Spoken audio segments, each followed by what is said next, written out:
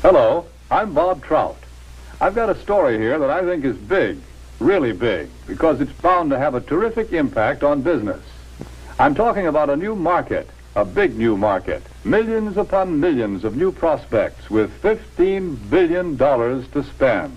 That's right, I said $15 billion. That's a lot of money, isn't it? The surprising thing is that it's a fresh market, still full of opportunities. It grew up so fast, got so big in a hurry, that few of us realize its scope. Now, these days, nobody's likely to pass up chances to sell. And yet right here in our own front yard, there's a neglected market. There's money waiting to be spent. To get the story of this market, to be able to tell you the secret of selling the Negro, we did a lot of digging. We talked to leading businessmen, to customers, and to salesmen. We went to Washington, D.C. We set up cameras and other key points around the nation. And out of this all, there emerged a story, the story of a new market.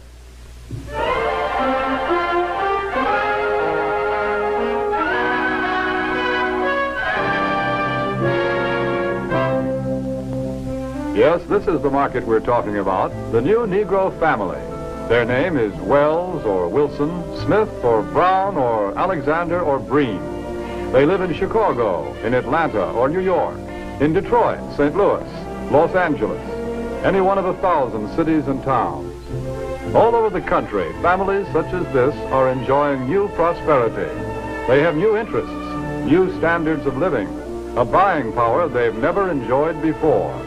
They're good prospects for practically all types of goods and services. All too often, though, they're overlooked prospects. Why? Because of some good, valid reason? No. They're overlooked because of mistaken ideas, because of out-of-date ideas about how the Negro lives and how he buys. The truth of the matter is that the Negro lives pretty much the same as other folks. He buys pretty much the same way, too.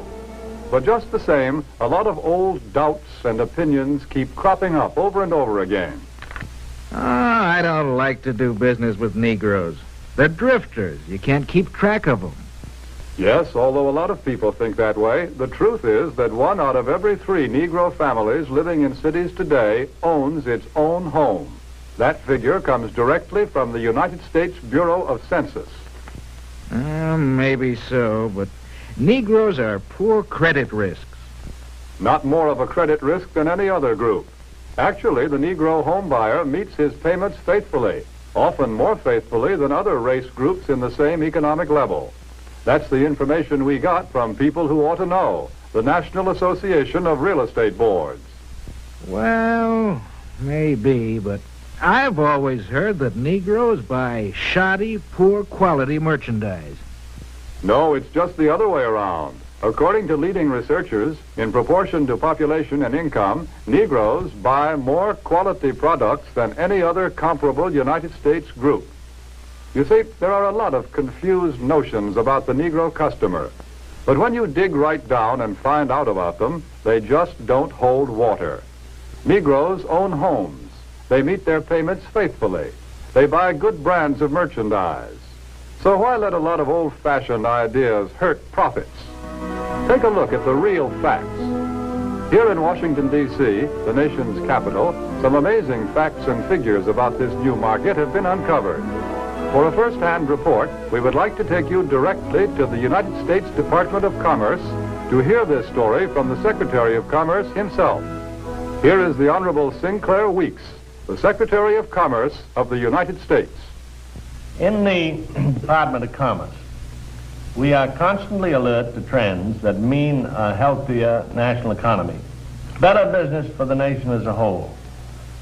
Recently, we have been interested in a rising young market, one that represents a huge potential for goods and services.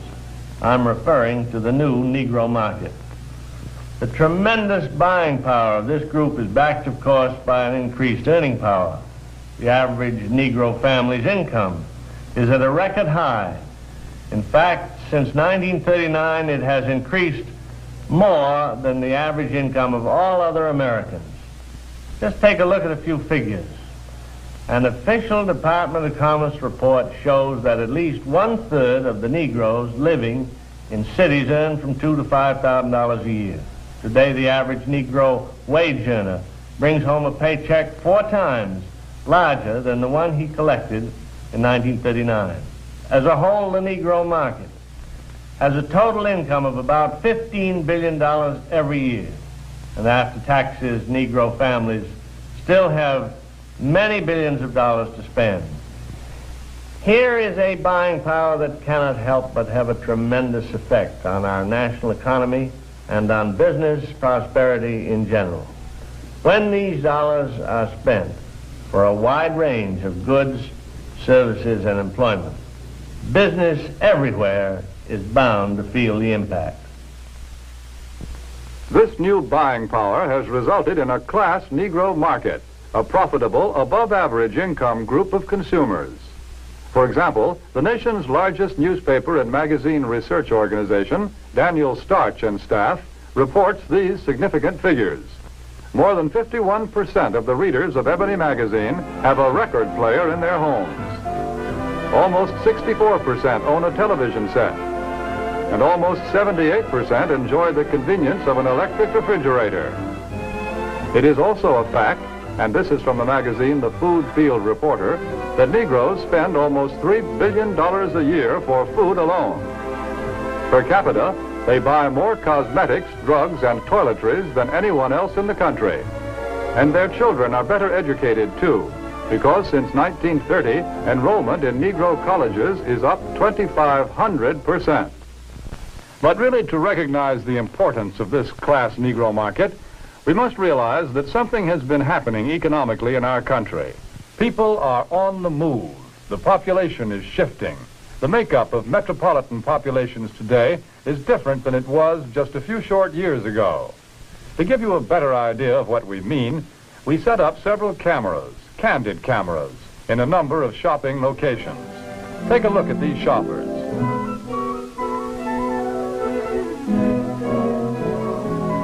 Notice what a large proportion of them are Negroes. What's the reason? It's simply this.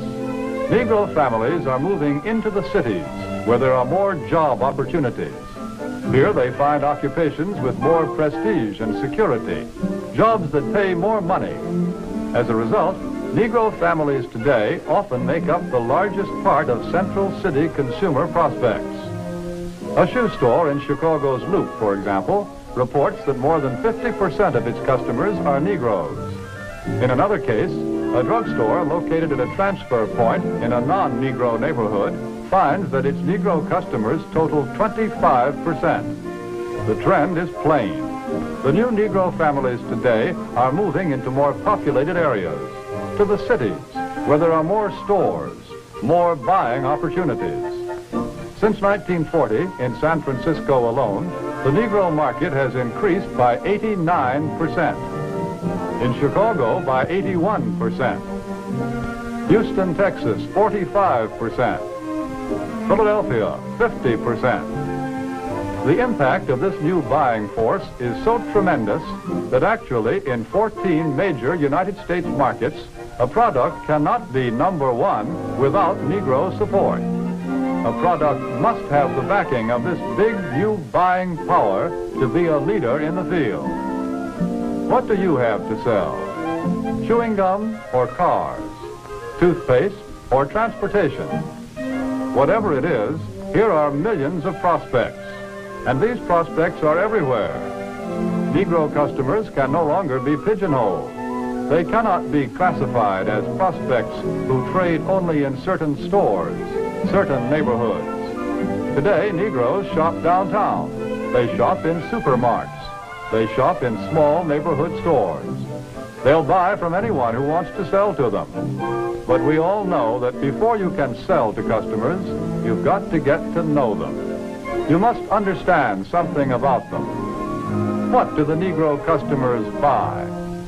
Why do they buy? How do you sell to them? Let's find out. Let's hear the opinion of men who have spent a lifetime studying the buying habits of customers the world over. Here is what sales psychologists have to say about selling to the Negro. The secret of selling to the Negro is expressed in one word. That word is recognition. Now, there's nothing unusual about that. People want to be recognized. They need recognition. That's basic in all of us. But perhaps because he's had so little of it, the Negro needs even more. He needs to feel important and appreciated. This need is a very real and important one. It shows up even in many of the Negro's shopping habits.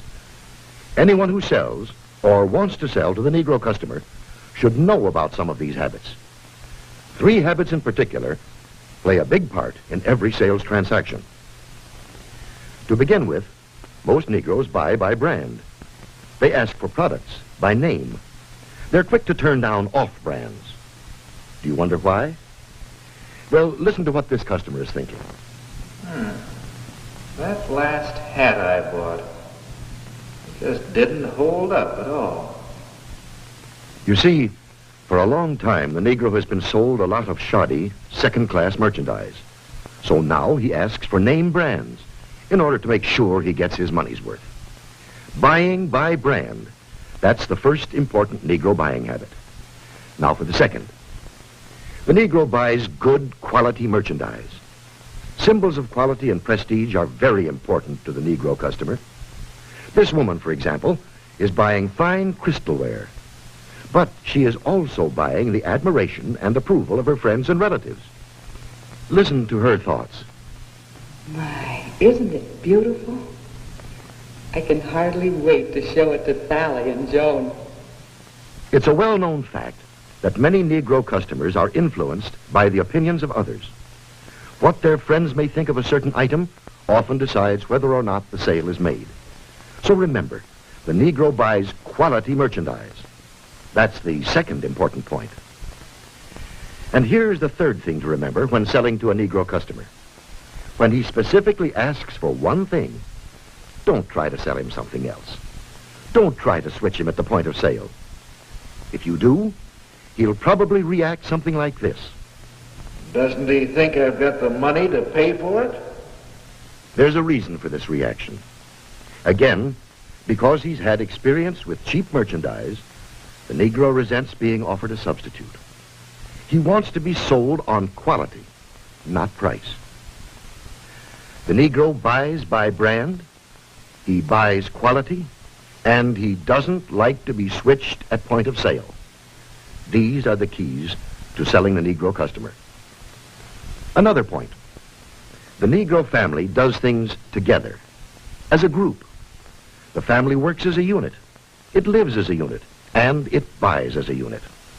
When you sell to one member, you many times sell to all. It's also true that many places of entertainment are still closed to the Negro. So he spends more of his money for the things that are available to him, often for items that are considered luxuries. Another trait of the Negro market is the fact that it is a pre-sold market. We know that the Negro buys by brand, and he buys the brands that he knows something about. Where does the Negro buyer get this information?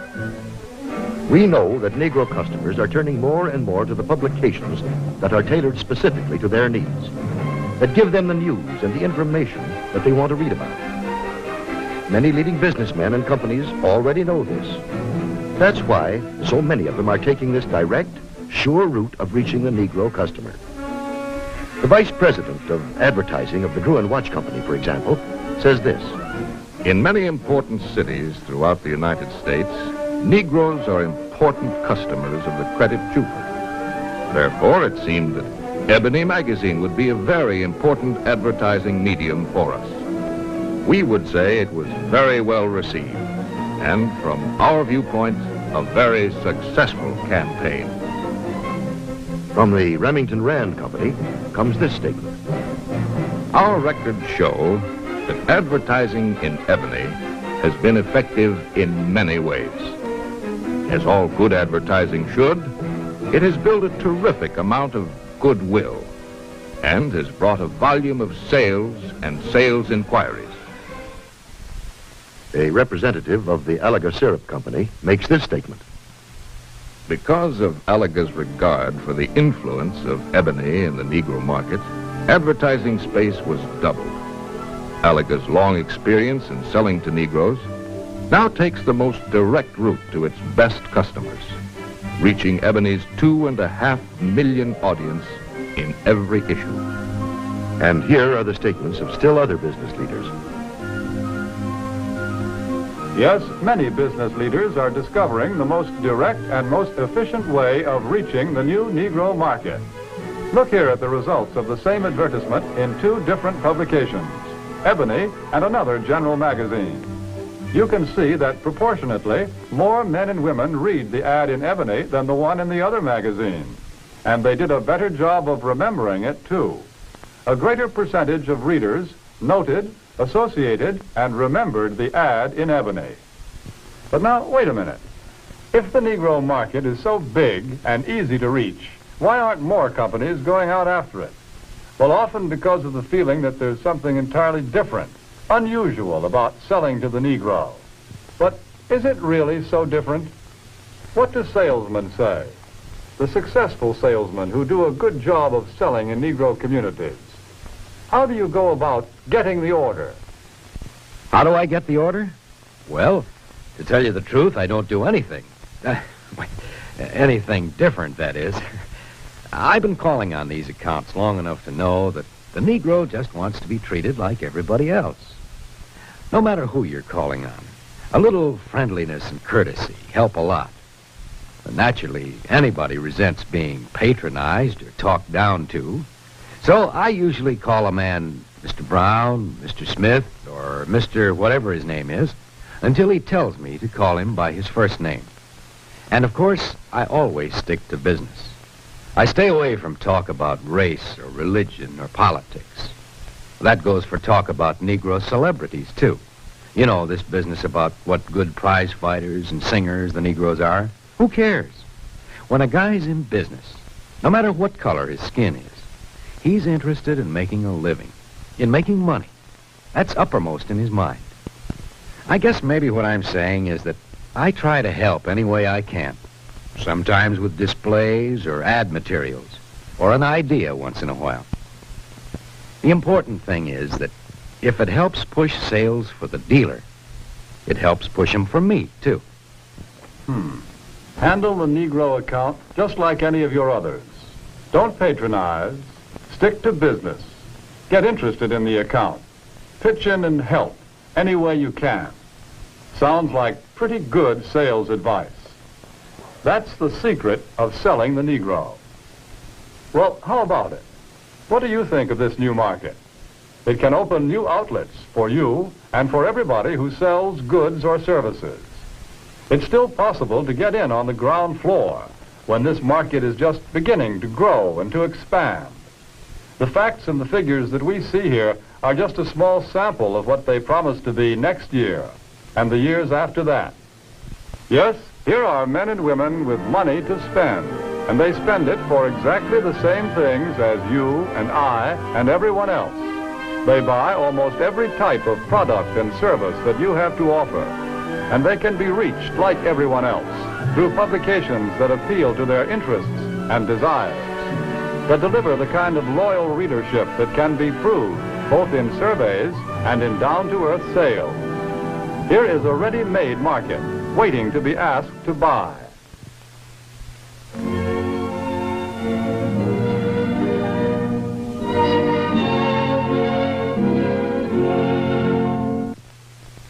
Here are millions of customers for what you have to sell. Customers with $15 billion to spend.